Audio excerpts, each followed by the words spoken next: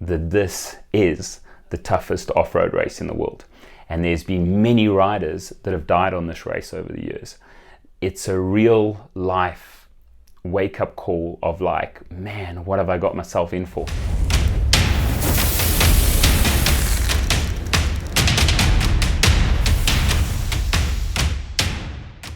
Kirsten's story of competing in the Dakar Rally is really gaining momentum as her preparations intensify.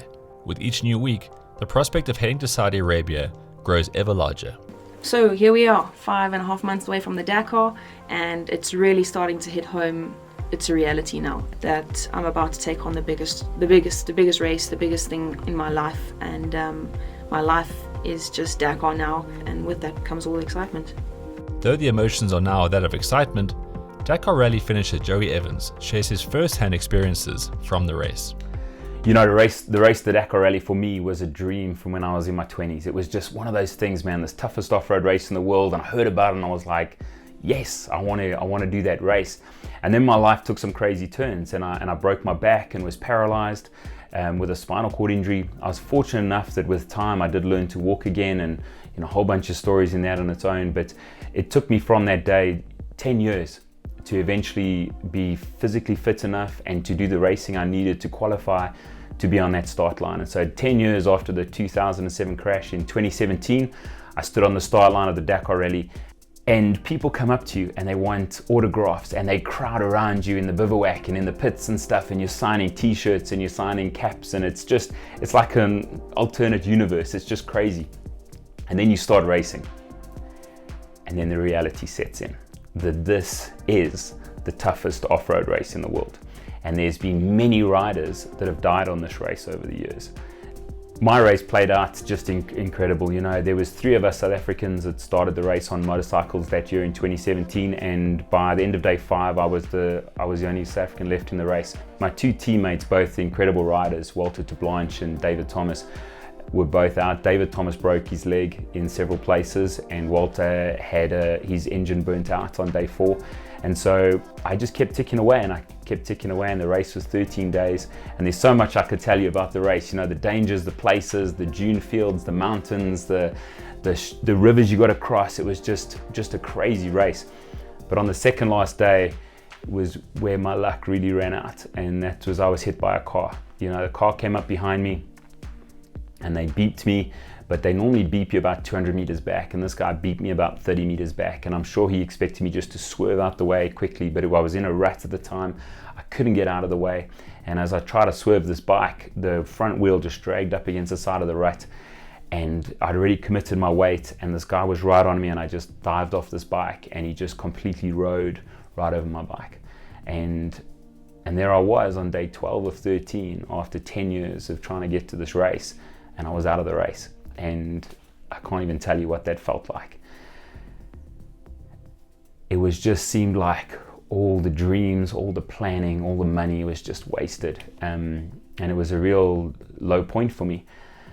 And then I decided I got to just try, and so I tried to fix that bike, and it took me the best part of an hour, but I got that bike working without an exhaust, with smashed petrol tanks. The whole frame was bent, the bars were bent.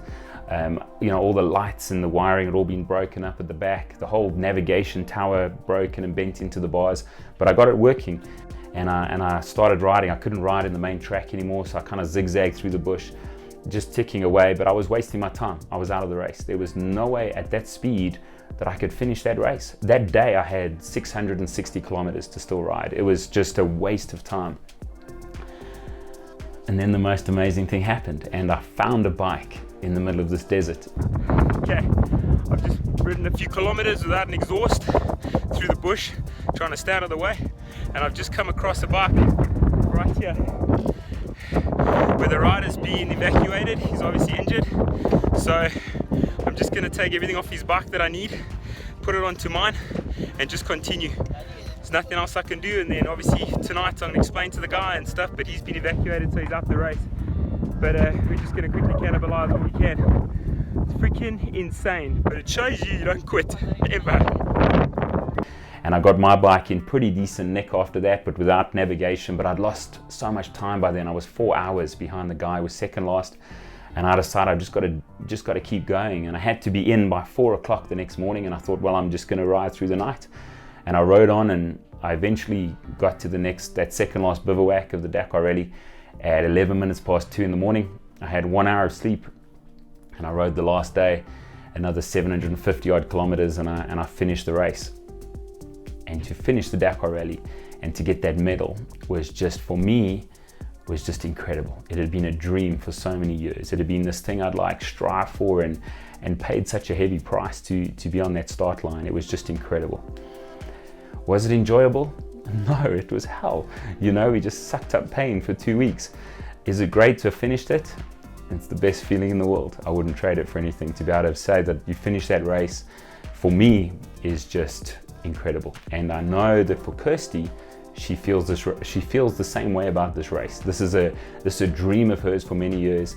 It's really, she has achieved so much. Not even as a woman racing, any guy that would have achieved what she's achieved would be just incredible. And so for her to achieve it is just massive. And this is really the last big thing for her. And she's going to go and race this thing, and she is going to suffer, and she's going to hate it, and she's going to come home with that medal, and it's going to be incredible.